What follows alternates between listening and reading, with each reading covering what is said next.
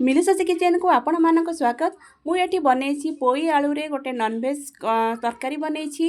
पोई तो सहर देखा कम मिलता है या गाँ मानक बहुत सहजरे मिल जाए। कहार चाल उपर लौट थाए तो कहार बारी भी होता है। जिते दिल्ली रे मिली थाए ना मुझे आणिक आइटम बहुत बन थाए मत बहुत भल भी लगे। मुझे पोई आलू को नहीं गोटे चिंगुड़ी तरकारी बनई। से पोई आलू को भलसे धोईकी लंबा लंबा आकार काटी भी देती।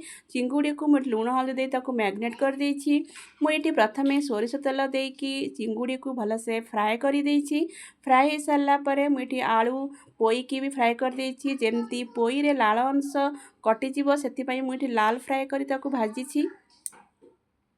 पोई आलू सीझी सारा पर मुझे मसला नहीं अदा पियाज रसुण टमाटर नहीं। मुझे अदा रसुण कम नहीं। मुझे जो मसला बन थाए पियाज टमाटर अधिका नहीं था अदा रसुण टी कम नहीं थाए। मुझे अदा रसुण कम यूज करें। मसला कषापी मुझे सोरिष तेल दे देछि। से मसला जीरा गुंड धनिया गुंड गरम मसला दे कषि सारा पर ये पोई आलू चिंगुड़ी को देकी भलसे कषि भी दे देछि। ताकू पानी भी दे देछि। मोर ये प्रस्तुत हो जाइछि पोई आलू रे चिंगुड़ी तरकारी।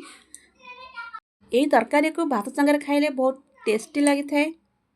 मो रेसिपी केमिति लगे लाइक कमेंट करेंगे सब्सक्राइब शेयर करेंगे।